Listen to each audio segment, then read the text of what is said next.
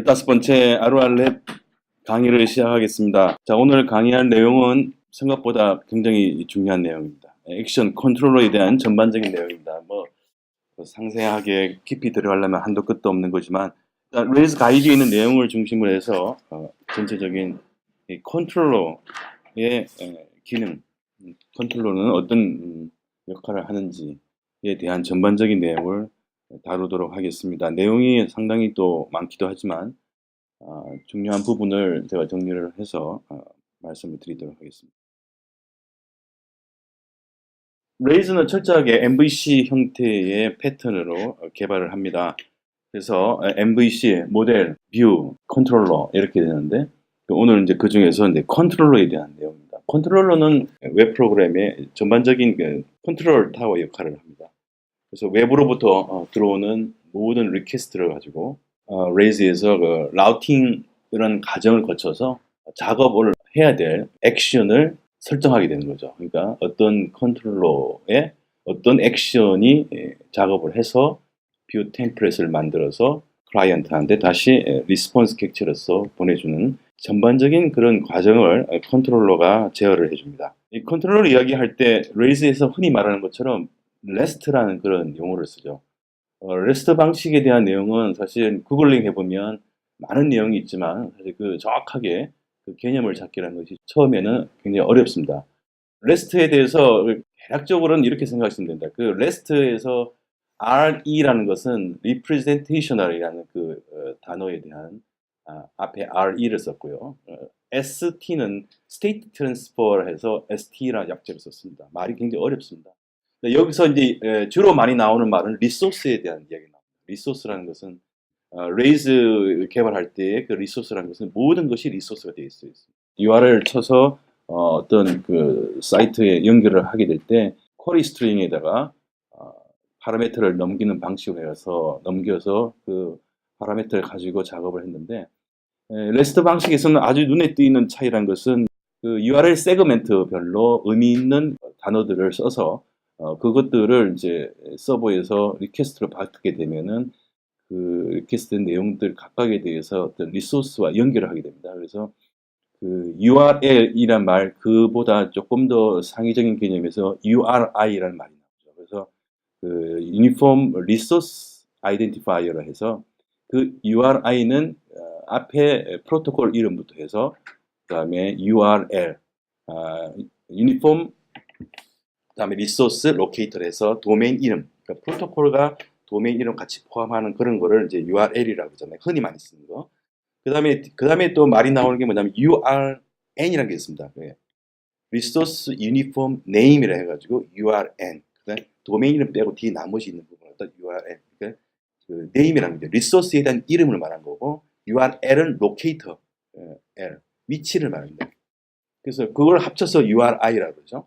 그래서 그 URI라는 거 하고 실제로 그 HTTP의 여러 가지 버브, 메소드들 있잖아요. 흔히 말하면 put, post, raise에서는 delete라는 HTTP 메소드도 있죠. delete, 그다음에 put, post, get 뭐 이런 것들. 최근에 raise 업데이트에서는 그 patch라는 HTTP 메소드를 또 추가를 했습니다. patch는 업데이트 전체를 업데이트하지 않고 부분 변경된 그 속성만 갖다가 저장하는 그런 기능이 있습니다. 그래서 패치라는 게 있고 이렇게 HTTP의 메소드와 그 다음에 URI라는 그 리소스를 서로 같이 컨비네이션해서 프로그램 개발하는 방식 그거를 이제 RESTful이라고 대략적으로 이해를 하시면 되겠습니다.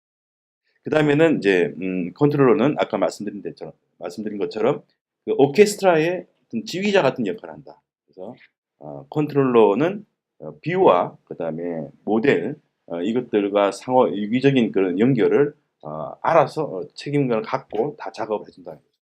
그래서 굉장히 중요한 역할을 하게 됩니다. 그래서 이제 이 모델과 뷰 사이에 어떤 중간자 역할로서 전체적인 구성을 책임지고 통제를 하는 그런 기능을 하게 됩니다. 그래서 제가 아까 좀 전에 말씀드린 것처럼 REST라는 것은 HTTP의 여러 가지 메소드와 리소스의 연결을 해주면서 개발을 한 방식을 말한다. 예를 들자면 지금 보시는 바와 같이 이렇게 우리가 레이즈에서 기본적으로 만들어내는, 다시 말해서 스카폴드 제너레이터를 이용해서 그 모델을 하나 만들게 될 때, 그때 자동으로 만들어지는 액션 칠형제가 있죠. 지금 여기 보시는 것이 그거죠. 인덱스, 뉴, 에디트, 업데이트, 크리에이트, 쇼, 디스트로이, 이 7개가 기본적으로 만들어집니다. 이건 기본적으로 레이스가 인식을 하는 그런 액션 이름이 되겠죠. 그래서 여기 보시면은 이제 예를 들자면 이와 같이 이제 get 형태의 HTTP 메소드와 그 다음에 이와 같이 슬래시 다음에 books라는 리소스를 URI로 넘어오게 되면 이 get과 경로명을 가지고 레이즈의 라우팅에서 이거를 라우팅 테이블에 연결을 해줍니다. 그래서 이 주소로 들어온 리소스에 대해서 HTTP는 get으로 연결되어 있다.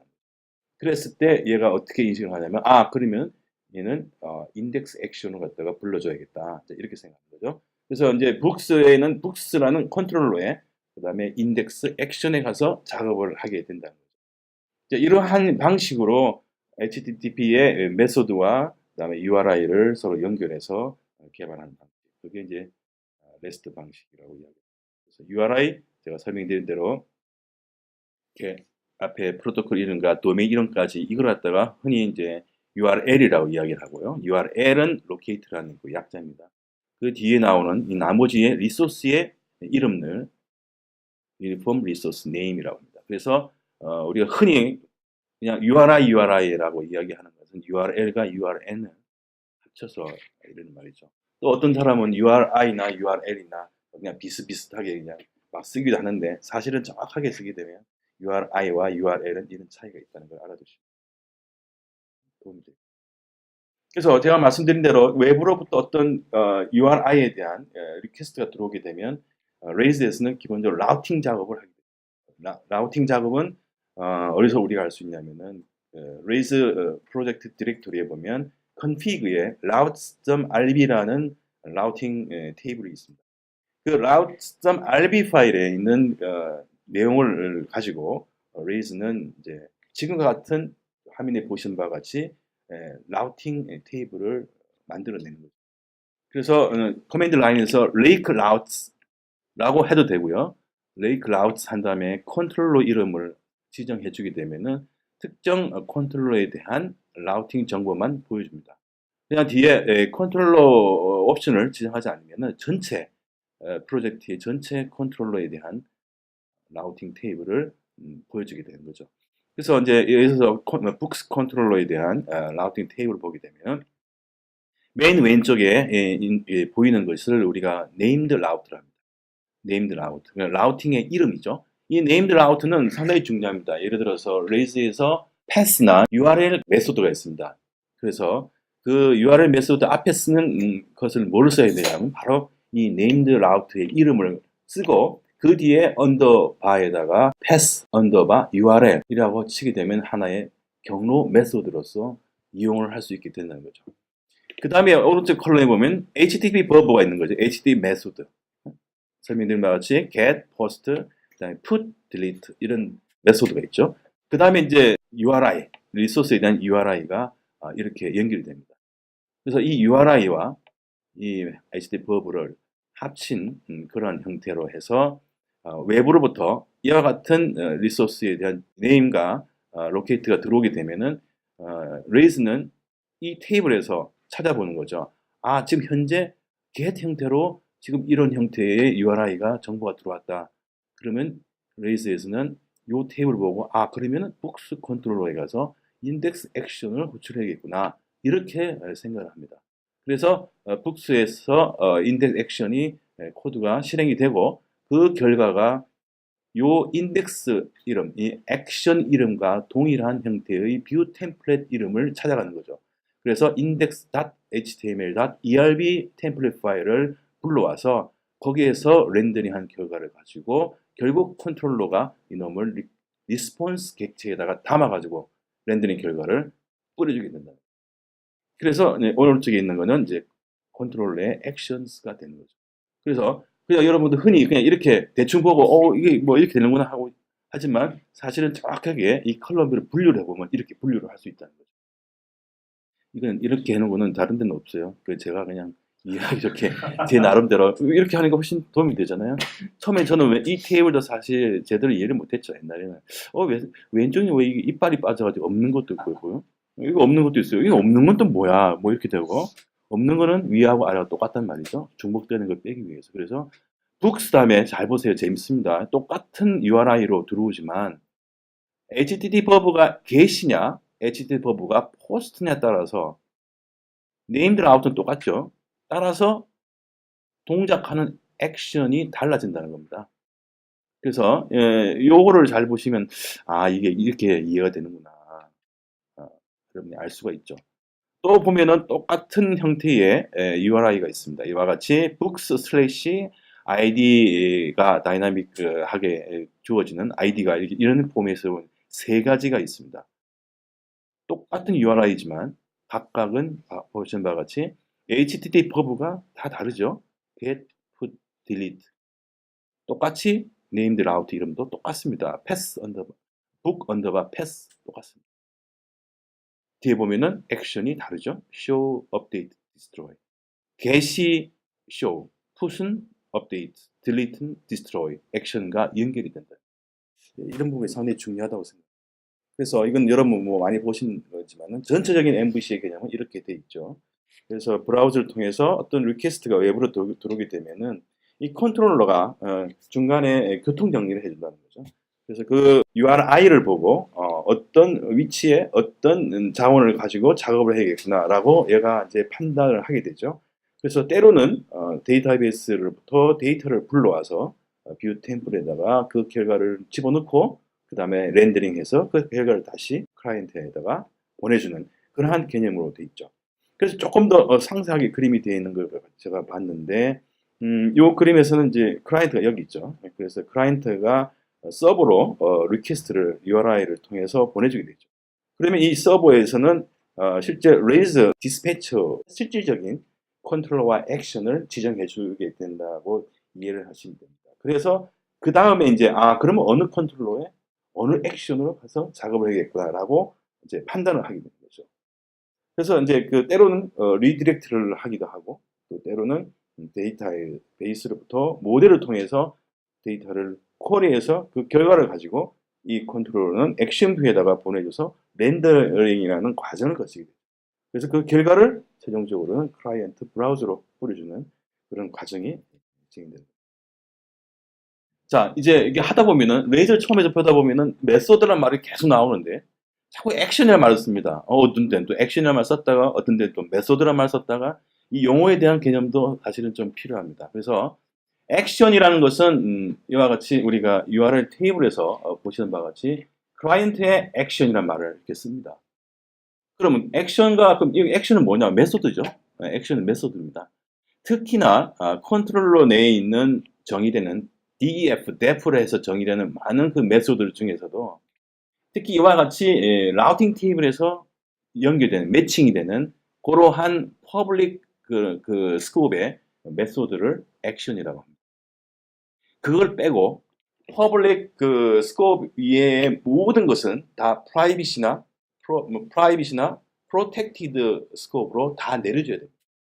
왜냐하면 그게 퍼블릭 모드로 되면 외부에서부터 다른 메소드를 접근을 할 수 있기 때문에 보안상에도 문제가 됩니다. 그래서 컨트롤러에 여러 가지 액션 메소드가 정의되어 있지만 이렇게 라우팅으로 연결되는 그 메소드들은 다 퍼블릭 디폴트가 퍼블릭이니까 퍼블릭으로 정의하고 그 나머지에 작업을 하기 위한 메소드를 정의할 때는 다 프라이빗 밑으로 빼줍니다.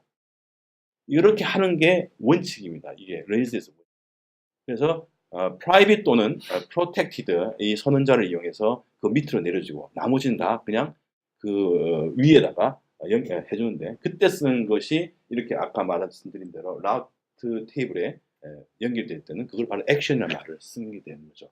그래서 액션과 메소드는 바로 그러한 차이점이 있다는 것을 알아두시면 레이스 가이드를 공부할 때 도움이 될 겁니다. 자, 제가 파라미터입니다. 자, 레이스에서 뭐 일반적인 웹에서 그런 파라미터라는 것을 이제 가지고 작업을 하게 되는데 파라메타는 뭐죠? 그 유저들이 데이터를 서밋해서 넘어오는 데이터라든지, 그다음에 레이스 프로젝트 내에서 데이터를 서로 이제 보내주고 넘겨주고 받고 할 때 그때 이제 파라메타라는 걸 이용해 쓰게 됩니다. 레이즈에서 파라미터는 두 가지 종류가 있죠. 여러분 아시지만 하나는 쿼리 스트링이라는 거 있고 포스트 데이터 두 가지가 있습니다. 쿼리 스트링은 제가 말씀드렸지만은 URI에서 물음표 다음에 더 있는 모든 것을 다 쿼리 스트링이라고 그러죠. 쿼리 스트링은 물음표 다음에 오는 모든 것이 쿼리 스트링입니다. 포스트 데이터는 폼 데이터죠. 폼에서 포스트 메소드를 이용해서 서미트 할 때 날아가는 그 모든 것을 포스트 데이터. 그래서 이 두 가지 형태의 데이터를 갖다 파람스 해시로 접근을 할 수 있습니다. 그런데 레이즈에서는 이 두 가지의 쿼리 스트링이냐 포스트 데이터냐를 구분하지 않습니다. 날라오게 되면 무조건 레이즈는 모두 다 파람스 해시에다가 다 집어넣습니다. 그래서 파람스 해시를 이용해서 파람스 해시의 키 값을 이용해서 파람스 데이터들을 다 쓸 수가 있죠. 그래서 근데 여기서 또 한 가지는 이제 그 라우팅 파라미터라는 용어가 또 나옵니다. 라우팅 파라미터. 라우팅 파라미터는 밑에 보시는 바와 같이 요거는 어디에 있는 거냐면 route.rb 파일에 우리가 매치를 이용해서 그 패스 라우트를 정의하는 거에 있습니다. 이러한 정의에서 보면 이 URI에서 이러한 형태로 오게 되면은 이거는 클라이언트 컨트롤러의 인덱스 액션으로 리소스를 보내주게 되는데 이때 이와 같이 foo라는 예를 들자면 이 키를에다가 값을 할당해 주게 되면은 이것이 바로 파람스의 foo 키로 해서 이 값을 쓸 수가 있다는 거죠. 이렇게 라우팅 상에서 우리가 추가하는 이러한 파라메타 키를 우리가 말할 때 이제 라우팅 파라미터스라는 용어를 씁니다. 또 때로는 이것이 상당히 필요합니다. 예를 들자면 뭐 특정 컨트롤러에 대해서 모든 액션에 어떤 키 값을 넘기고 싶을 때 그때다 이렇게 써줘도 되죠. 그렇게 이용할 수가 있다는 거죠. 또 이런 용도로 쓸 때 이것뿐만 아니라 별도의 또 그 디폴트 URL 옵션이라는 메소드를 이용하게 되면은 모든 특정 컨트롤러 아니면은 어플리케이션 전체 컨트롤러에 원하는 파라미터 키를 항상 붙게 해줄 수 있는 그런 기능도 있습니다. 나중에 소개해드릴게요. 자, 그러면 이제 파람스라는 것을 이제 이용해서 그 데이터를 작업을 할 때 이 파람스의 구조에 대해서는 지난번 강의에서도 설명을 드린 중복된 내용일 수도 있습니다. 파람스는 해시와 어레이 두 가지 구조로 사용할 수 있다고 말씀드렸죠. 그래서 먼저 쿼리 스트링에 대해서 파람스는 어떻게 이용하느냐에 대해서 설명을 드리면은 이와 같이 get 한 다음에 뒤에 그 파라미터 이름을 똑같은 이름을 반복해서 쓸 수가 있습니다. 레이즈에서는 반복된 키 값은 뭐로 한다 그랬죠? 배열 형태로 데이터 값을 나중에 찾아볼 수 있다고 제가 설명드렸습니다. 그러나 지금 보시는 바와 같이 이름 다음에 파라미터 이름 다음에 배열 기호를 쓰게 되면요, 그 뒤에 ID로 파람스 IDS로 키를 나중에 불러오게 되면 뭐가 되겠냐면은 배열 형태의 값이 날라옵니다. 그래서 지금 IDS 여기 보시면 IDS 1, IDS 배열에다가 2, IDS 배열에다가 3 이렇게 할당해줘서 보내줬잖아요. 그럼 서버에서 이 IDS라는 키를 이용해서 값을 불러오게 되면요, 요 1, 2, 3이 배열 값으로 리턴이 돼요. 이해가 맞죠? 그래서 파람스에서의 모든 데이터는요, 다 문자열이라는 것을, 스트링이라는 것을 다 알아두시고.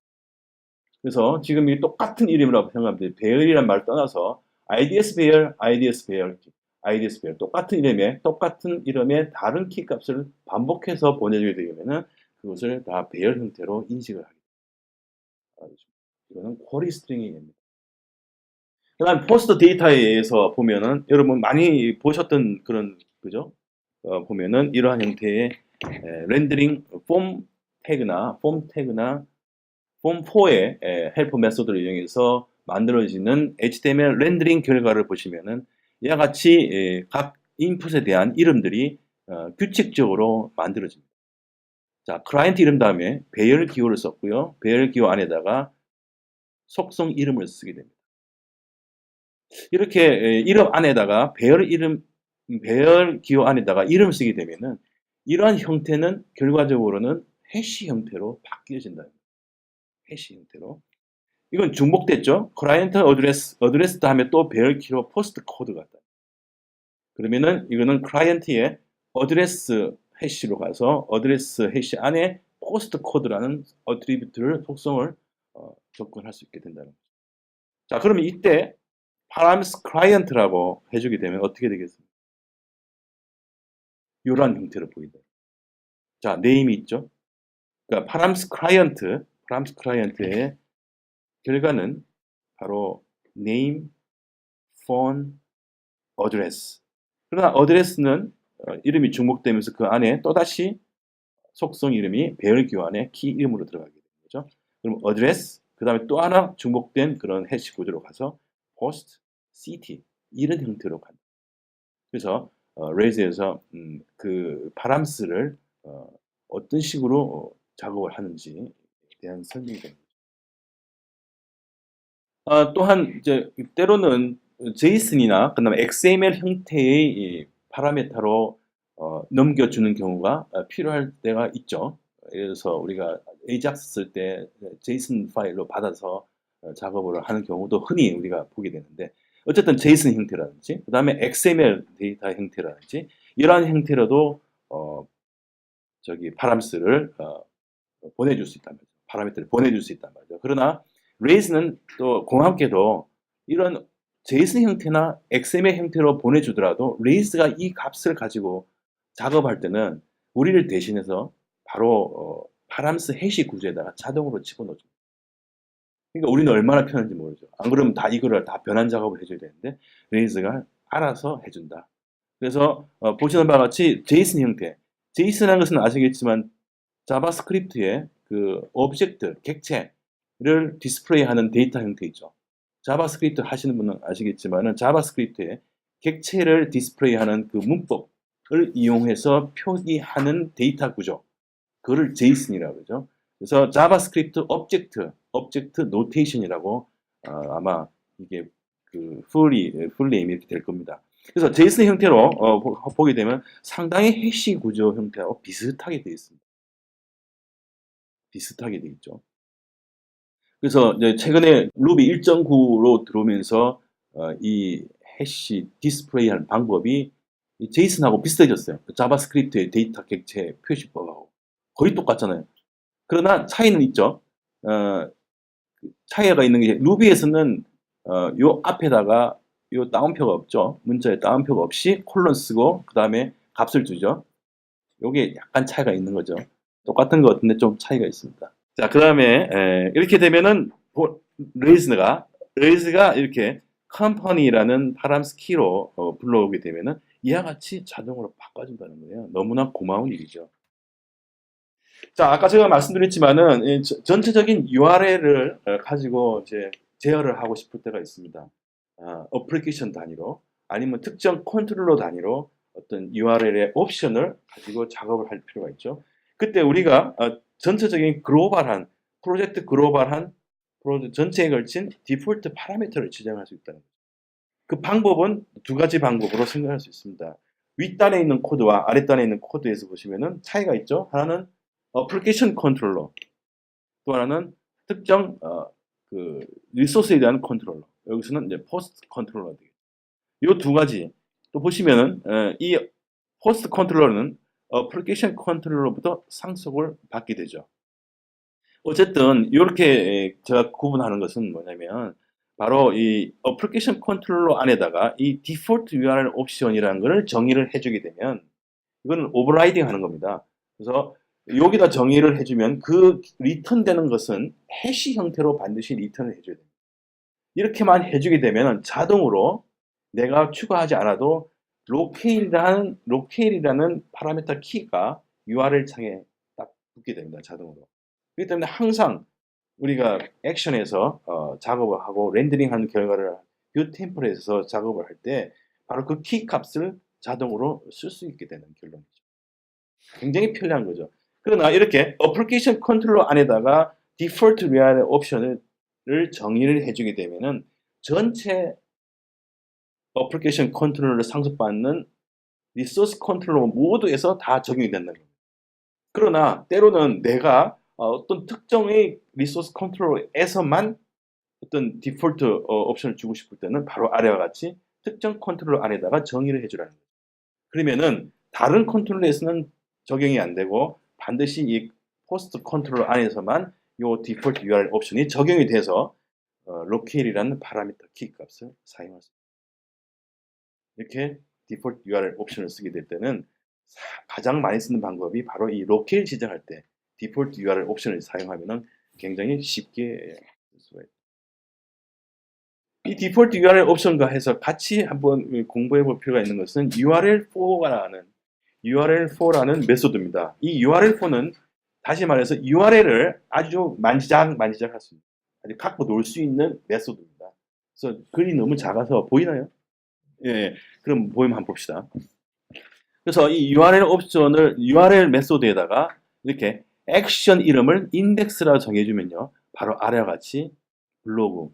이 URL4는요, 일단은 컨트롤러가 블로그 이름의 컨트롤러 안에서 쓸 때를 이야기하는 겁니다. 그래서 이 컨트롤러가 생성이 돼도 이 블로그 컨트롤러의 인덱스를 이와 같이 리턴해 주게 되는 겁니다. 이거는 뭘 봅니까? 라우팅 테이블을 보고 이렇게 작업을 해준다.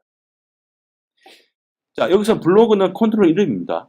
단수직으로 쓴 것은 임의로 블로그라고 자기가 정의를 했기 때문에 컨트롤 이름을 블로그로 해준 거고, 자, 우리가 일반적으로 생각할 때 books 컨트롤러에 대해서는 box를 쓰죠. books에서 find 메소드를 호출하게 되는데 이것은 액션이죠. 메소드가 아니죠. 그래서 URL4에다가 액션을 find를 쓰고요. 컨트롤러를 books로 쓰게 되면 이렇게 리턴을 해주게 돼요. 이런 식으로 URL을 작업을 해주게 되는데 이 URL4를 이용해서 아까 이런 디폴트 URL 옵션을 쓰는 것처럼 그 파라미터 키를 얼마든지 가지고 작업을 할 수 있다는 거죠. 그래서 여러 가지 사용 예를 이렇게 설명해 주는데 시간 나실 때 한번 보시면은 상당히 도움이 됩니다. 그래서 URL4를 가지고 여러 가지 URL에 대한 작업할 때 URL4를 잊지 마시고 찾아보시기 바랍니다. 자, 다음은 세션에 대한 얘기입니다. 세션 여러분 잘 아시죠? 세션이 뭔가를 잘 아실 겁니다. 자, 세션은 일단은 컨트롤러에서 주로 사용하는 세션이죠. 컨트롤러에서 세션을 사용하게 되는데 세션을 쓰는 이유는 여러분 아신 바와 같이 웹의 특성상 스테이트가 유지가 되지 않다는 거예요. 그래서 스테이트리스를 갖다가 스테이트풀하게 만든다. 그러기 위해서 세션이라는 것을 쓰게 됩니다. 그럼 세션을 쓰는데 세션에 대한 정보는 아주 소량의 정보를 가지고 그 상태를 계속 유지해 가면서 그 액션에 대한 연결을 이제 하게 되는데, 그러면 세션 그 데이터를 세션의 저장소는 어떤 것들을 쓸 수 있느냐에 대한 이야기입니다. 이 내용은 그 최근에 업데이트된 레이즈 3.2.11 버전에 있는 내용의 업데이트된 내용입니다. 그 전의 내용은 조금 달랐어요. 근데 3.2.11 버전에서 바로 이 세션에 대한 구조가 조금 바뀌었습니다. 그것은 바로 액티브 레코드 스토어라는 것이 새로 만들어졌습니다. 그래서 이게 약간 그전에는 달랐는데 위야 이렇게 쿠키 스토어, 캐시 스토어, 메인 캐시 스토어의 어떤 일관성을 위해서 이 위치를 바꿔준 것 같아요. 액티브 레코드 스토어라고 이름을 줬습니다. 자, 쿠키 스토어는 여러분 딱 이름 보시면서 직관적으로 알 수 있죠. 쿠키에다가 이런 세션 정보를 저장한다는 거죠. 쿠키는 클라이언트 브라우저에 있죠. 그 다음에 캐시 스토어는요, 레이즈의 캐시입니다. 레이즈 어플리케이션 내에 유지되는 캐시에다가 저장을 한다는 거죠. 굉장히 개발성이 높습니다. 아주 그 라이프 타임이 짧고, 그리고 뭐 조금만 잘못하면 싹 날아가 버리죠. 그래서 요 레이즈 캐시는 레이즈에서 내부적으로 쓰는 캐시가 바로 이 레이즈 캐시 스토어에다가 저장하고 작업을 하게 된다는 겁니다. 그 다음에는 액티브 레코드 스토어라는 그게 있습니다. 액티브 레코드 스토어는요, 이 세션 정보를 실제 데이터베이스 테이블에다가 저장할 때, 그러니까 처음에는 쿠키, 클라이언트에다가 저장하는 경우, 그 다음에 캐시 스토어는 레이즈 어플리케이션의 내부 캐시 메모리에다가 저장하는 거고, 액티브 레코드 스토어는 세션 정보를 따로 테이블을 만들어서 거기에다가 저장하는 거예요. 그리고 이제 할 때 액티브 레코드 스토어라는 걸 쓰게 되는 거예요. 이 액티브 레코드 스토어를 이용할 때는 약간의 조작이 필요합니다. 그래서 실질적으로 세션 커맨드라인에서 세션 제너레이터를 이용해 가지고 실제 테이블을 만들어주는 그 과정을 거치게 됩니다. 그 다음에 memcached 스토어는 사실은 레이즈에서 이걸 그렇게 추천하고 있지는 않더라고요. memcached 스토어는 memcached 를 사용하는 건데 이거는 옛날 방식이라고 이걸 사용할 바에는 그냥 캐시 스토어를 쓰라고 이야기를 합니다. 자, 그러면은 이제 이 세션을 어떻게 어떤 저장소를 이용해서 세션을 쓰는가에 대해서 설명을 드렸고요. 다음에는 그러면 세션을 어떻게 그럼 실질적으로 코딩상에서 쓸 수 있느냐는 거죠.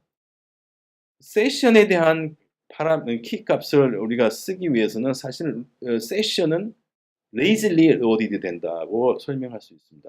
이게 말하면 세션을 호출하지 않으면 그냥 그 상태로 호출이 안 돼요. 안 쓰면 그냥 그뿐이야. 그냥.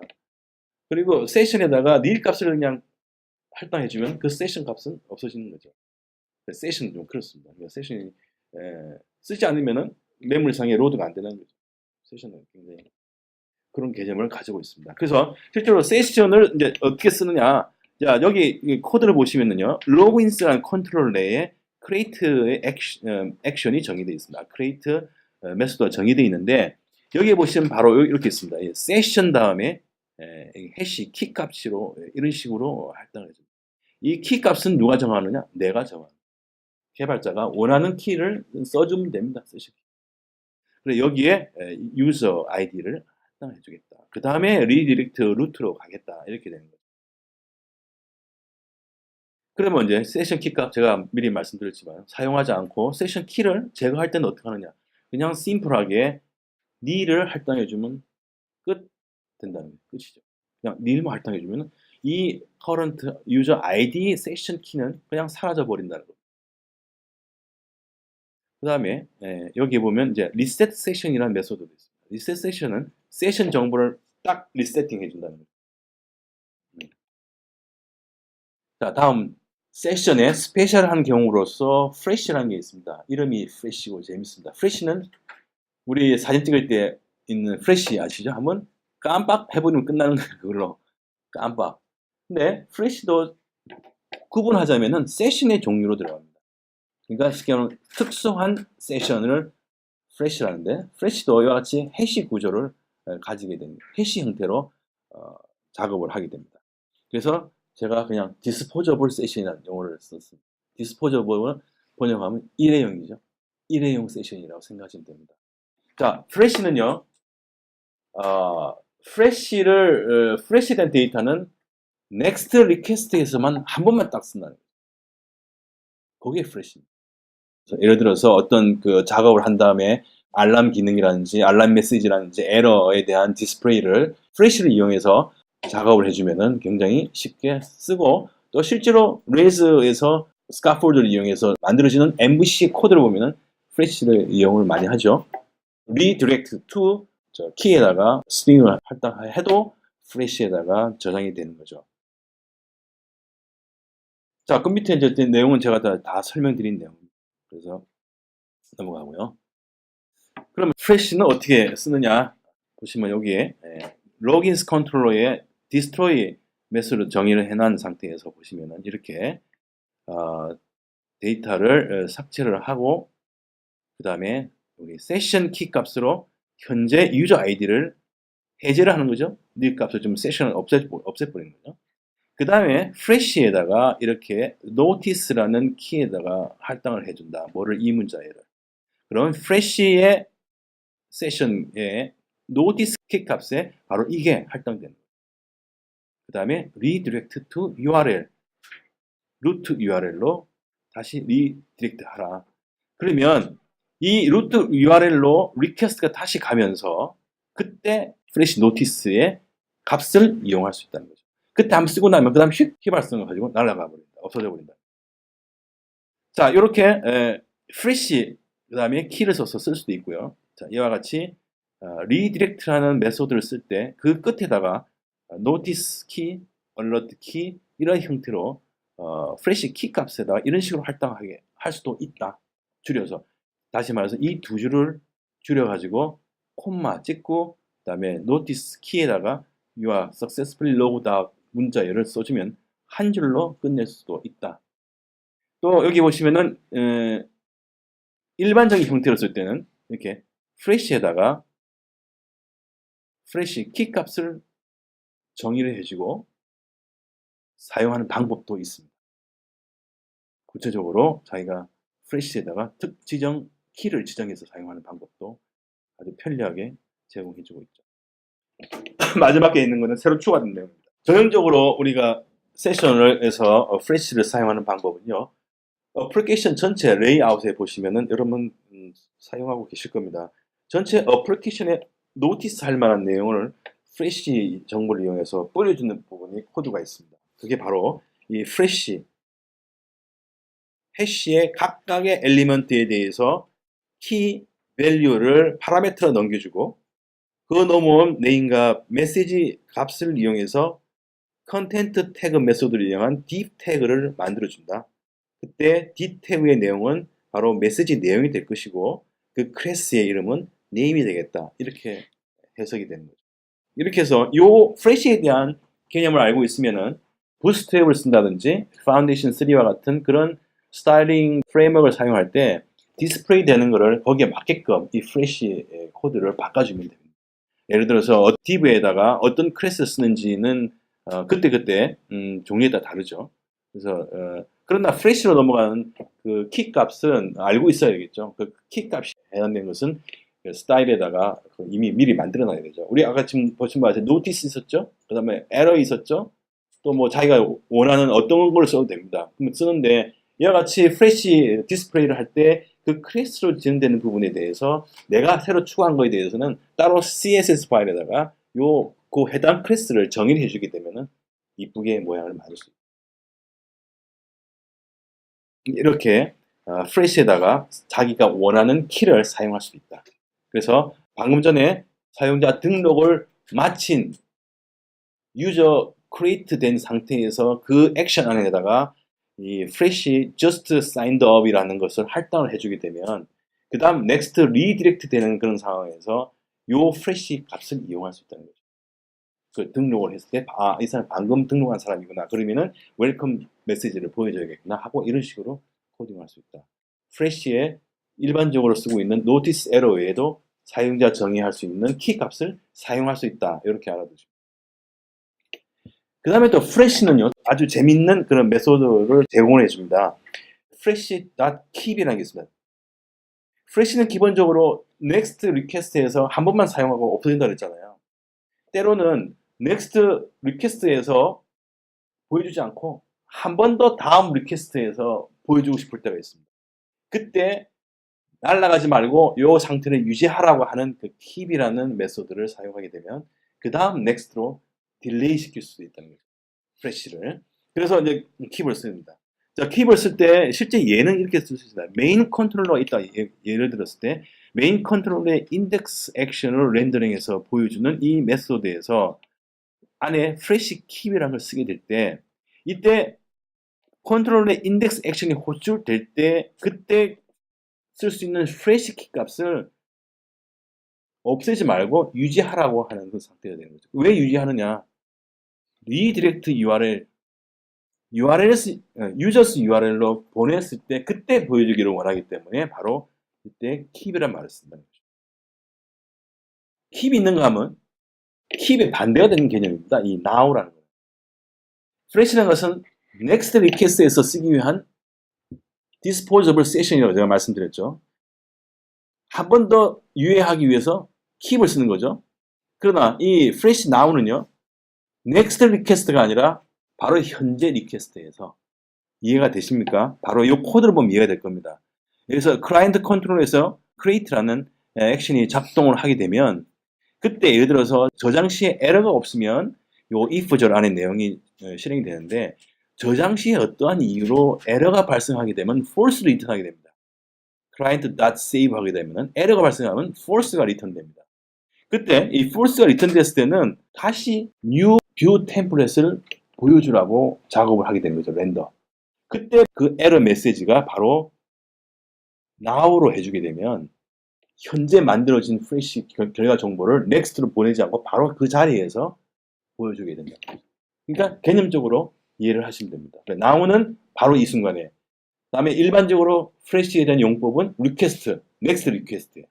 그 다음에 한 번 더 유효하고 싶을 때는 keep이라는 걸 쓰게 된다는 거죠. 다음 쿠키입니다. 쿠키는 여러분 뭐 다 알고 있는 그런 내용이죠. 근데 쿠키는 약간 세션하고는 조금 더 추가적인 기능을 가질 수 있죠. 사실은 세션은 세션에서의 특정 데이터를 계속 유지하기 위해서 세션 쓰는데 쿠키의 용도는 세션 간에도 쓸 수 있는 또 그런 또 장점이 있죠. 그래서 물론 리퀘스트 간에 계속 그 스테이트를 유지할 수 있지만 쿠키는 또 세션 사이의 연결도 쿠키로 이용해서 할 수 있다는 거죠. 왜?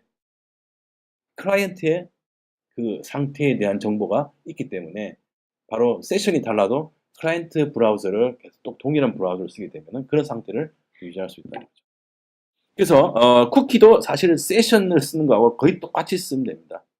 자, 보시면 여기는 이제 커맨드 컨트롤러고 여기에는 new 그다음에 create 액션이 정의되어 있죠.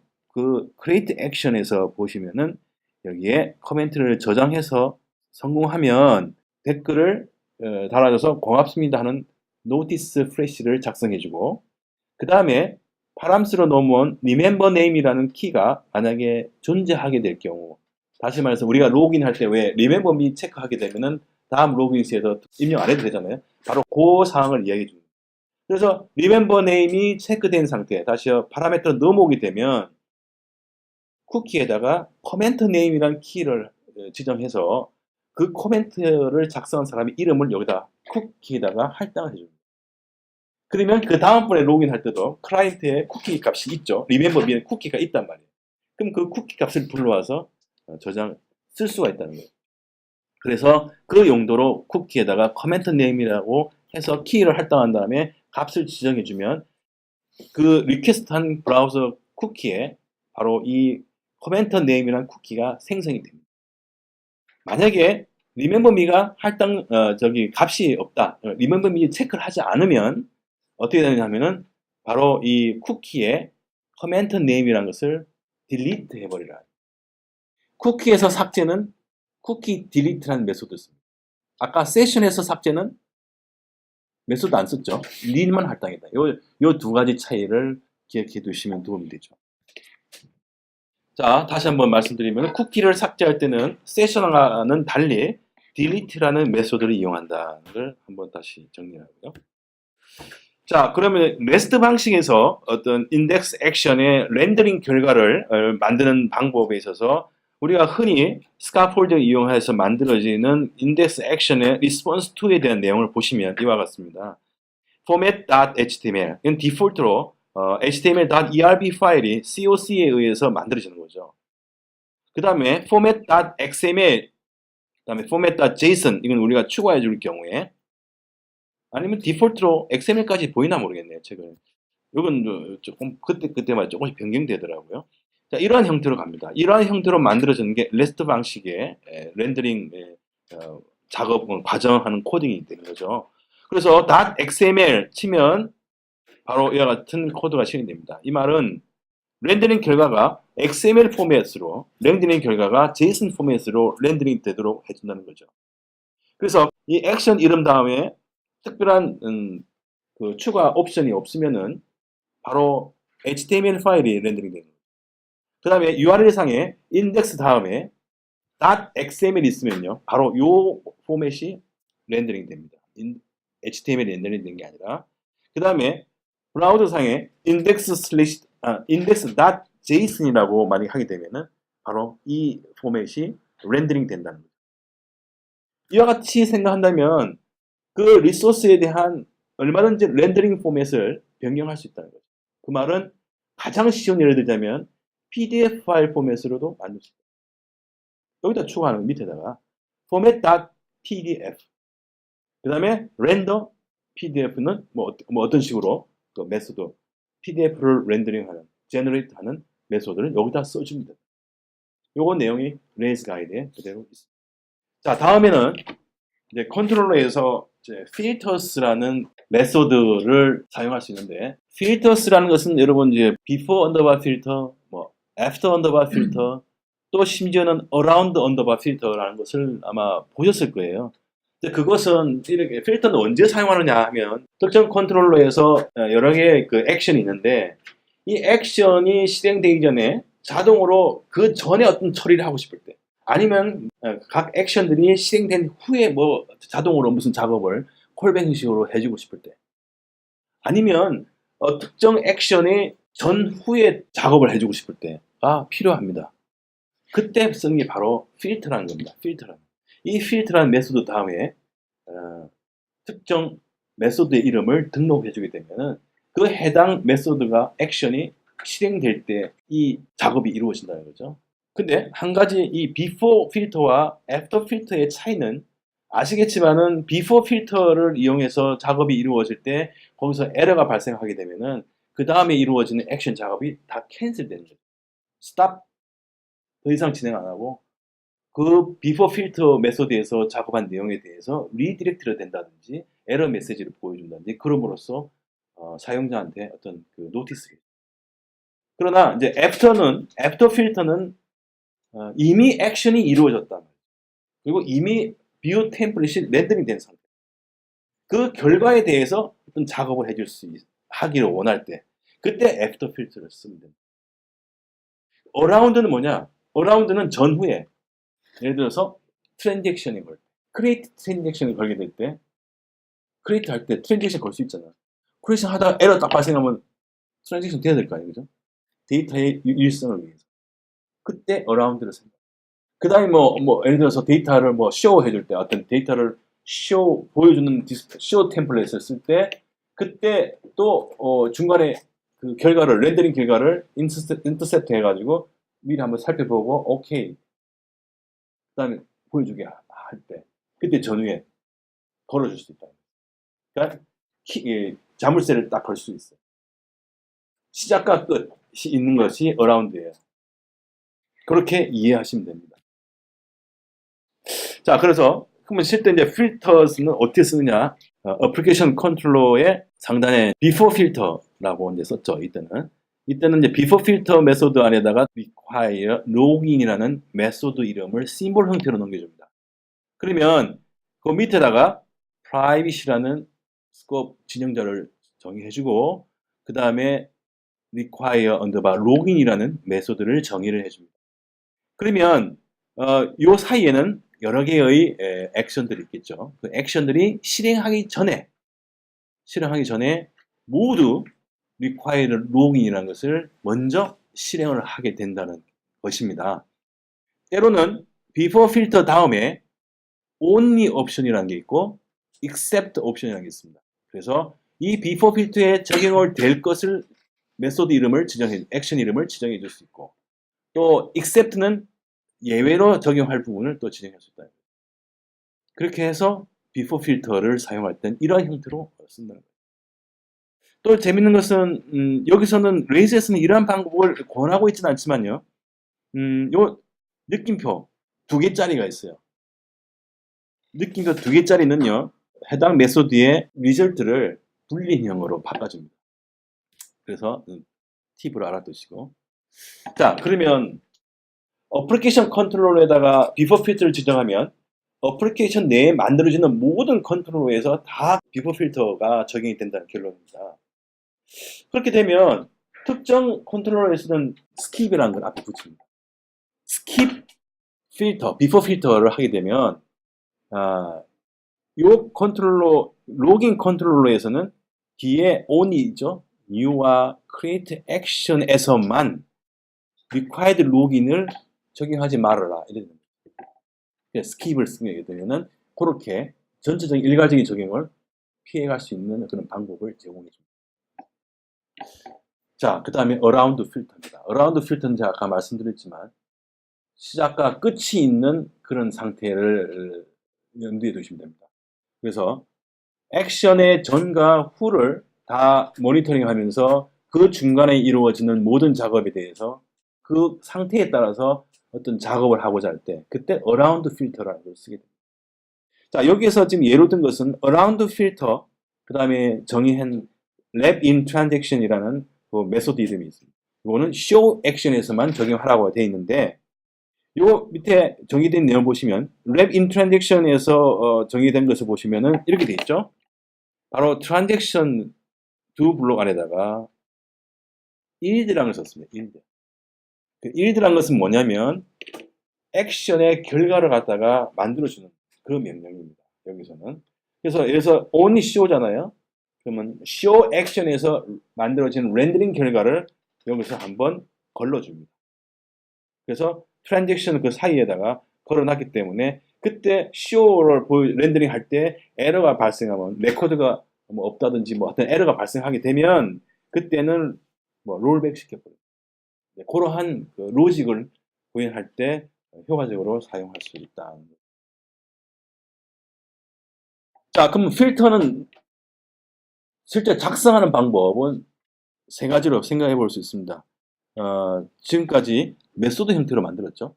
첫 번째, private scope의 메소드를 만들어서 아주 쉽게 적용합니다. 그 다음에 블록 형태로 바로 지정하고, 그 다음에 클래스를 새로 만들어서 하는 방법. 그래서 블록으로 지정할 때는 이런 형태로 합니다. before filter, 메소드 형태는 메소드 이름을 시mbol 형태로 보여줬죠. 그러나 블록을 쓸 때는 두 블록 안에다가 이와 같이 작업할 내용을 코드를 해줍니다. 자, 이때는 대신에 컨트롤러가 파라미터로 넘어가게 되는 거죠. 왜? 컨트롤러에 대한 before filter, 컨트롤러의 액션에 대한 것을 지정해 줘야 되기 때문에 이 두 블록 안에다가 특정 컨트롤러를 넘겨주는 그러한 형태를 취하면서 들어가게 되는 거죠. 그 다음에 클래스. 클래스로 지정하는 것은 이와 같이 특정 컨트롤러 외에 필터 전용의 클래스를 새로 만들어줍니다. 그래서 거기에다가 셀프 필터 이런 형태로 만들게 되면은 별도의 클래스를 만들어서 필터를 적용하는 그런 방법이 됩니다. 자, CSRF, Cross Site Request Forgery. 상당히 이제 레이즈에서 세큐리티에 관련돼서 그 신경 많이 쓰고 있다는 걸 알려주는 거죠.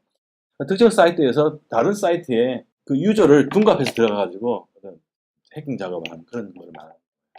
마치 그 사이트에 정식 유저인 양 들어가서 작업을 해서 파괴해버리는 거 아니에요. 크로스 사이트 리퀘스트 포저리를 그러면 방지하기 위한 방법은 뭐냐? 여기 두 번째 아이템으로 제가 이제 기술해 놓은 것은 non-get request. 그러니까 get을 빼고, 왜 non-get이냐면 get은 토큰이 자동으로 안 만들어집니다. 레이즈에서. get을 뺀 나머지는 토큰이 만들어집니다. 해킹을 방지하기 위한 토큰이 만들어집니다. 그래서 non-get 방식의 리퀘스트를 하는 것으로서는 액션이 create가 있죠. update 있죠. destroy. 이 세 가지는 non-get 방식이죠. create는 HTTP 메소드가 post죠. 그 다음에 update는 push죠. 그 다음에 destroy는 delete죠. 이렇게 HTTP 메소드가 각각 매칭이 되어 있습니다. non-get 리퀘스트를 쓰면은 바로 토큰이 자동적으로 만들어지기 때문에 먼저 그런 방식을 쓰라. 하지만 이 내용만 알고 있으면 이건 자동으로 레이즈가 알아서 해줍니다. 별도로 자기가 새로 만들 때 그때는 이제 이러한 부분을 염두에 두고 하라는 거죠. 그러나 이제 이렇게 non-get 리퀘스트를 쓴다 하더라도 또 취약점은 발견될 수 있다는 거죠. 해킹이 뭐 별 방법을 다 동원해서 해킹할 수 있는 거죠. 해킹을 당할 수는 없는 거죠. 의도적인 해킹을 한다면 뭐. 자, 그래서 여기 보시면은 그 폼 헬퍼, 폼 4라든지 폼 태그라든지 여기에 레이즈가 자동으로 HTML 태그를 렌더링 해줄 때 추가해 준다고 했었죠. 지난번 강의에서도 말씀드렸지만 윗단에 있는 코드 내용을 보시면 우리가 모델 오브젝트와 연결해 쓰는 form4라는 메소드에서 먼저 처음에 모델 오브젝트를 넘겨주고요. 그 다음에 form4에 대한 빌드 핸들러를 두 블록의 파라미터로서 넘겨주게 되겠습니다. 이때 텍스트 필드, 메소드를 써가지고 유저와 패스워드를 입력받는 그러한 코드를 작성한 예죠. 그럼 이것이 결국 HTML로 렌더링 될 때 그 결과를 보시면 이와 같이 재밌게도 히든 타입의 authenticity token이라는 그런 값이 만들어집니다. 여기에 토큰 밸류가 이렇게 레이즈가 알아서 만들어집니다. 자동으로 레이즈가 우리를 대신해서 바로 이런 크로스 사이트 리퀘스트 포저리를 방지하기 위한 그런 토큰을 자동으로 만들어준다 하는 것을 알고 계십니다. 그러면 자동으로 만들어주지 못하는 경우, 예를 들어서 우리가 흔히 AJAX 콜을 해서 많이 사용할 텐데, 그때 이런 해킹을 방지하기 위해서 form underbar authenticity underbar token이라는 메소드를 뷰 템플에다 정의를 해주게 되면 그때 토큰을 우리가 직접 만들어줄 수도 있다는 거죠. 그래서 폼4를 쓸 때는 레이즈가 알아서 만들어주고, 우리가 별도의 AJAX 콜을 할 때 그때 form underbar authenticity 토큰을 사용하게 되면 우리가 매뉴얼리 추가해 줄 수 있다는 거예요. 자, 다음은 이제 우리가 리퀘스트를 하고 그 다음에 리퀘스트한 결과에 대해서 응답 내용을 만들어서 결국 리스폰스 객체에다가 담아서 보내주게 되는 과정이 있죠. 그때 우리가 리퀘스트 된 내용과 그 다음에 리스폰스를 보내는 내용들을 각각 우리가 내용을 그 데이터들을 우리가 작업해 줄 수가 있다는 거죠. 두 개의 메소드가 있습니다. 하나는 리퀘스트와 리스폰스 메소드가 있습니다. 이 메소드를 이용하면 리턴 값이 결국 리퀘스트 오브젝트가 그 다음에 리스폰스 오브젝트로 우리가 작업을 할 수가 있습니다. 각각에 대해서는 레이즈 가이드에 이렇게 테이블로 정의되어 있습니다. 먼저 보여드리는 것은 리퀘스트 오브젝트에서 우리가 액세스 할 수 있는 그런 리퀘스트의 그 속성들은 보신 바가 있습니다. 그러니까 호스트, 도메인, 그다음에 포맷, 메소드 뭐 이런 것들, 헤더, 포트 프로토콜, 뭐 리모트 IP, 그다음 URL 이런 것들을 우리가 불러다가 쓸 수가 있다는 거죠. 여기 도메인이 보면은 여기에 TLD라는 게 있죠. TLD. 여러분 TLD가 뭔지 아시죠? TLD는요. 제가 찾아보니까 탑 레벨 도메인입니다. 여기는 두 가지가 있더라고요. 하나는 컨트리 도메인이죠. KR, 뭐 CN 이런 식으로. 그래서 그런 경우에는 도메인이 탑 레벨이 1이란 말이죠. 1. 그다음 co.kr 뭐 이런 거 있죠. 이런 거는 두 개지 않습니까? 그런 거를 말할 때 TLD 됐습니다. 탑 레벨 도메인. 그래서 TLD가 1이냐 2냐 따라서 도메인 이름 가지고 코딩을 할 때 달라지게 되는 거죠.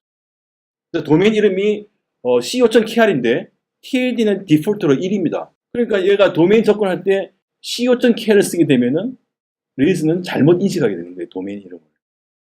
그러니까 그때 이제 TLD라는 것을 지정해 줄 수 있습니다. 자, 다음은 리퀘스트 객체에서 쓸 수 있는 파라미터가 있습니다. 그 해시 파라미터인데 요 세 가지가 있습니다. 패스 파라미터스, 그다음에 쿼리 파라미터스, 그다음에 리퀘스트 파라미터스. 각각은 뭐 이름 그대로죠. 쿼리 파라미터스는 쿼리 스트링을 해시 구조로 잡아낼 수가 있게 해줍니다. 리퀘스트 파라미터는 포스트 데이터, 폼에서 포스트로 해서 보내주는 데이터에 대해서 각각 해시 형태로 값을 볼 수 있게 해줍니다. 패스 파라미터는 뭐냐면은 경로상에 지정되는 모든 거에 대한 키 값을 리턴 해주는 그런 용도로 쓸 수가 있죠. 필요할 때 이런 메소드를 이용해서 쓰면 도움이 되겠습니다.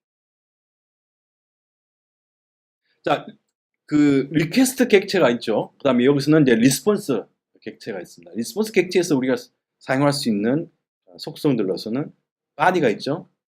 body, status, location, content type, character type, headers.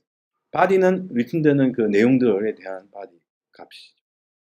자, 이런 것들을 이용해서 쓸 수 있고요. 리스폰스 객체는 언제 쓰느냐? 아까 말씀드렸지만은 애프터 필터를 쓰게 되면 액션이 실행되고 만들어지는 뷰 템플릿에 대해서 작업을 할 수가 있죠. 그때 이제 리스폰스 오브젝트를 이용하게 되면은 결과로 만들어지는 결과물에 대한 내용을 가지고 작업을 또 할 수도 있는 할 수가 있다는 거죠. 그래서 이와 같이 리스폰스 헤더 뭐 이런 식으로 지정해 줄 수 있고 각각에 대해서 이런 식으로 지정해 줍니다. 자, 다음에는 이제 HTTP에서 기본적으로 그 브라우저에서 제공하는 기본적인 그런 HTTP 인증이 있습니다. 우리 여러분 많이 보시지만 이렇게 브라우저 상에서 이와 같은 어떤 오센티케이션을 위한 다이얼로그 창이 뜨는 거 많이 보셨잖아요. 이게 모든 브라우저에서 다 지원합니다. 그래서 이거를 HTTP의 Basic Authentication이라는데 이런 형태를 레이즈에서는 아주 쉽게 할 수가 있습니다. 여기 두 가지가 있죠. 하나는 Basic Authentication이고요. 또 다른 하나는 Digest Authentication입니다. Basic Authentication은 찾아보니까 베이스 64 인코딩을 이용한다고 그러고요. 다이제스트는 MD5 인코딩을 이용한다고 합니다. 이 두 가지를 쓴 데는 조금 문법상의 차이가 좀 있습니다. 자, 먼저 베이직 오센티케이션은요, 이와 같이 씁니다. 컨트롤러 내에다가 이렇게 HTTP Basic Authenticate with 하고 이름과 패스워드를 이렇게 지정해 주게 되면은 아까와 같은 요런 화면이 자동으로 뜨게 된다. 되게 이렇게 하는 거는 관리자 페이지에서 관리자가 자기가 쓰기 위해서 할 때 아주 손쉽게 구현하면 참 도움이 될 것 같아요. 그 다음에는 다이제스트 오센티케이션은 아까 설명드린 대로 그 MD5 인코딩을 이용해서 하는데 이 방법은 조금 문법이 다르죠. 아까는 HTTP Basic Authenticate with라고 이런 메소드를 쓰는데 여기에서는 Authenticate or Request with HTTP Digest 이런 메소드 상당히 깁니다. 이 메소드를 쓰게 되고 이 블록 안에다가 이런 식으로 해주는데 여기서는 재밌는 것은 이 블록 안에다가 유저 네임을 입력해 주면요 여기서는 여기에 해당되는 암호를 리턴해 주면 돼요. 요걸 지정해 주면 똑같이 그런 화면이 뜨는 것 같아요. 단지 이제 그 다이제스트를 이용해서 그 패스워드를 이제 인코딩 하는 방법을 아까 베이직하고 다이제스트에서는 달랐잖아요. 그죠? 베이스 64를 썼고 베이직은 그다음에 이 다이제스트는 MD5 인코딩 썼 차이. 보안상의 어떤 정도를 저희가 쓰면 돼요. 자, 실제로 제가 이제 그 테스트를 해보니까 그 브라우저 거를 이용하잖아요. 그때 사파리 브라우저에서의 뭔가가 제대로 지금 연결이 안 되는 것 같아요. 그런데 베이직은 잘 돼요. 다이제스트 오센티케이션만 이 사파리에서 안 되더라고요. 에러가 나더라고요. 그래서 여러분 에러 나더라도 알아두시라고 저의 경험을 제가 설명드린 겁니다. 자, 다음은 지난 시간에는 파일 업로드에 대한 것을 강의했는데 이번에는 이제 파일 다운로드에 대한데요. 파일 다운로드는 레이즈에서 기본적으로 두 가지 메소드로 지원해줍니다.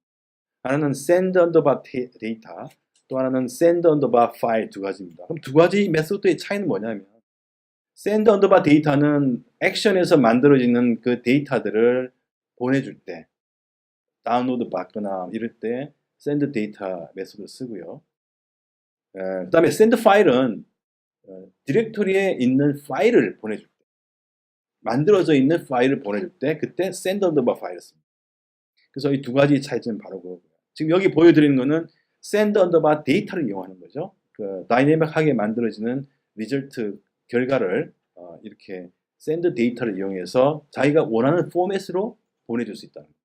자, 여기 보여드리는 얘는요, PDF 파일로 만들어준 겁니다. 아까 제가 어떤 REST 방식으로 렌더링 하는 방법을 설명드린 중에 제가 PDF 파일 형태로 말씀드렸던 그 내용이 바로 이 내용입니다. 자, 여기서 레이즈에서는 이제 PDF 파일로 렌더링 결과를 보내기 위해서는요, 아주 유명한 프론이라는 잼이 있습니다. 프론은 뜻이 새우입니다. 그래서 프론 페이지에 들어가면은 새우가 한 마리 오른쪽에 그려져 있어요. 그래서 저게 새우란 뜻이구나 찾아보니까. 그래서 프론 잼을 이용하게 되면 바로 우리는 PDF 파일로 렌더링 할 수가 있는데 그 방법은 여기 이제 레이스 가이드에 설명되어 있는 내용입니다. 어떤 식으로 구현을 하냐면은 여기에 이 하나의 그 메소드를 만듭니다. 다운로드 언더바 PDF라고 이미의 그 메소드를 만들고요. 그 다음에 여기에 이제 이렇게 클라이언트 데이터를 하나 만들어 와서 그 다음에 여기서 또 send 데이터를 이용하죠. send 데이터 이용해서 generate pdf라는 메소드를 만듭니다. 그럼 이 generate pdf 파일에서는 뭘 만드냐? 요게 키죠. from 더블 콜론 document new라는 게 요게 프론 잼을 이용하는 키 생성자입니다. 요거를 이용해서 여기 블록 안에다가 텍스트에다가 파라미터로 이꼬르가 아닙니다. 텍스트가 하나의 메소드 이름입니다. 그래서 텍스트 다음에 아규먼트로서 이렇게 문자를 넘겨주는 거죠. 클라이언트 네임을 넘겨주는데 이때 텍스트 메소드의 옵션 중에 라인이라는 게 있습니다. 여러 가지가 있습니다. 그런 여러 가지 옵션들을 이용하면은 렌더링 결과를 다양하게 제어를 할 수 있는데 이렇게 처음에 클라이언트 이름, 그 다음에 텍스트로서, 그 다음에 또 이렇게 클라이언트의 주소, 그 다음에 클라이언트 이메일 이런 식으로 지정해주고 마지막에 이 결과에 대해서 렌더링을 해주는 거죠. 그러면 그 결과가 바로 일로 넘어가게 되는데 그때 이때 지정할 수 있는 send 데이터의 옵션으로서는 file type disposition 이렇게 있습니다. 여기서 재밌는 것은 disposition의 옵션을 쓰면 이때 attachment를 쓰게 되면은 이게 attach 파일로 다운로드가 되고요. 그 다음에 여기다 inline을 쓰게 되면 브라우저에서 그 내용이 보여지게 되는 거죠. 그래서 PDF 파일을 여기서 inline을 쓰게 되면 클릭하게 되면 브라우저상에서 PDF 파일이 보이게 되고 attachment를 입력하게 되면은 클릭하면 바로 다운로드 방식으로 받게 되는 그런 결과로. 그래서 상당히 이 PDF 파일 포매팅은 레이즈 가이드에서는 영수증 처리할 때 많이 쓰죠. 그 내용에 대해서 언급이 되어 있습니다. 그 다음에는 이제 send 파일이 된 겁니다. send 파일은 뭐 여기 보시는 바와 같이 레이즈 디렉토리에 있는 이미 만들어진 파일을 보낼 때 그때 이러한 형태로서 보내주면 되는 거죠. 그래서 다운로드 PDF 파일 메소드를 만들어 가지고 이 안에다 이 내용을 보내주면은 그렇게 어렵지는 않습니다. 그렇게 해서 그래서 이 PDF 파일을 만들어 가지고 하는 거 아주 실전적인 스크린캐스트가 레이즈캐스트의 153번 에피소드에 아주 잘 설명되어 있습니다. 그 내용을 보시면 실전에서 써도 전혀 문제가 없는 그런 형태로 작성을 할 수가 있습니다. 여기에 리바이즈 버전이라서 유료 사용자들만 볼 수 있어서 그게 좀 안타깝지만 레이즈를 하시는 분이라면 유료 등록해서 보셔도 좋습니다. 자, 여기에서는 이제 뭘 설명해 드리려면은 아까 말씀드린 REST 형태로 렌더링 결과의 포맷을 지정하는 방법에 대해서 설명드립니다. 자, 여기서 이제 똑같은 내용인데 여기 response to에다가 format .pdf로 지정하고 거기에서 PDF 렌더링을 generate를 이용하라 이렇게 이제 되는 거죠. 내용은 똑같고요. 이런 식으로 하게 되면은 제대로 됩니다. 여기서는 한 가지 이제 한글을 출력할 때는 인코딩을 지정해 줘야 됩니다. 인코딩을 이제 UTF-8로 인코딩 지정해 줘야 되는데 거기에 대해서는 제가 구글링 해봤는데 잘 모르겠어요. 아마 분명히 방법이 있는데 내가 잘 설명을 못. 이거를 한글을 입력해서 이대로 하면은 한글이 다 없어집니다. 파일 이름. 내용, PDF 자체에 대해서. 그러니까 PDF에 인코딩을 해주는 방법이 있어요. 있는데 그걸 찾아서 그 내용을 적용시켜 줄 필요가 있습니다. 그래서 이렇게 하게 되면은 얼마든지 이렇게 해주면 우리가 예를 들어서 1번 레코드에 대해서 show/1번 되어 있을 때 그때 .pdf를 치게 되면은 바로 요 PDF 포맷 파일이 렌더링 돼서 결과를 보여준다. 그런 형태로. 그 다음에는 PDF 파일로 렌더링 할 때는요, PDF 파일에 대한 컨텐트 타입을 MIME 타입이라죠. MIME 타입을 등록해 줘야 됩니다. 그거는 이제 config initialize에 보면은 MIME_types라는 파일이 있습니다. 여기에 이와 같이 등록을 해주게 되면 되는데 최근 버전에는 이게 아마 자체 내장되어 있는 것 같아요. 이렇게 추가하고 제가 서버를 실행하니까 이미 지정됐다고 나오더라고요. 그래서 이걸 빼버리니까 제대로 되더라고요. 그러니까 아마 최근 버전과 옛날 버전이 이게 좀 추가된 것 같아요. 엔진 자체에. 그래서 그것도 좀 제가 테스트를 해봤었고요. 그 다음에 필터스에 대한 겁니다. 되게 이제 레일스 콘솔에서 레일스 프로그램이 실행될 때 레일스 콘솔 화면을 보면은 뷰가 렌더링 되는 과정에서 모든 컨트롤러의 이름과 액션이 실행되는 결과들이 쫙 다 보이잖아요. 콘솔.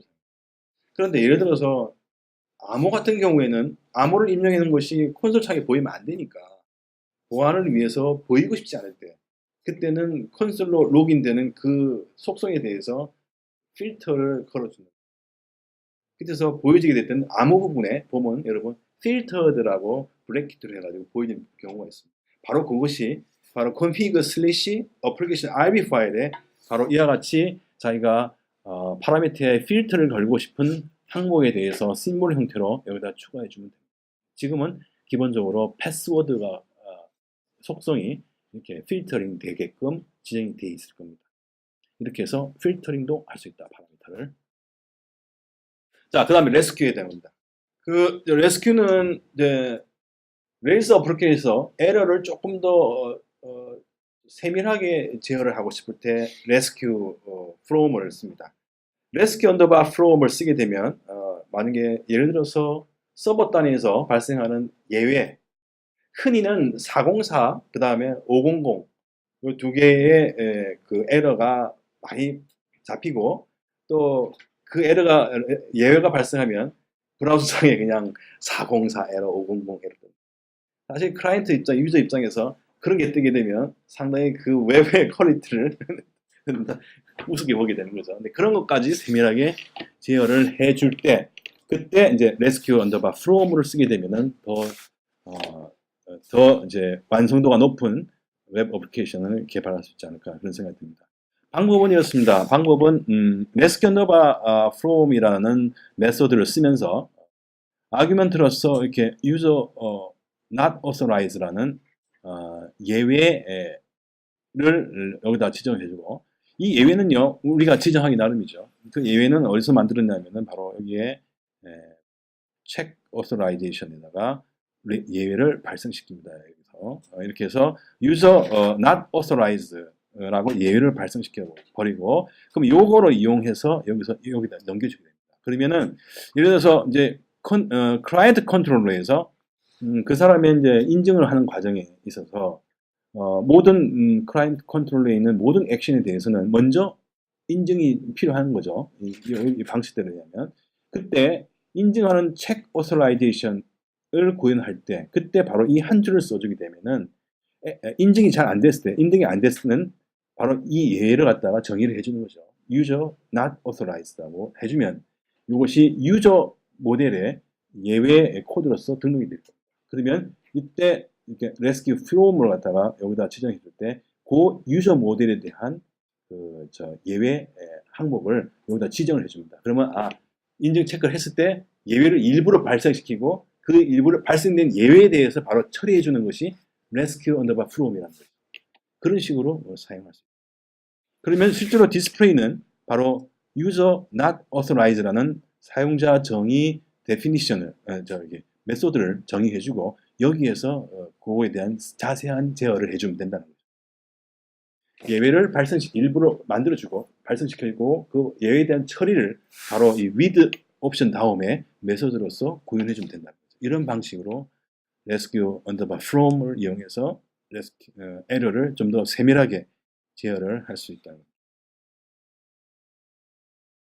그 다음에는 뭐 때로는 HTTPS를 이용해서 사용할 때도 이제 이렇게 각 해당 컨트롤에 대해서 force underbar SSL을 하면은 강제로 HTTPS 프로토콜을 사용할 수 있게 해줍니다.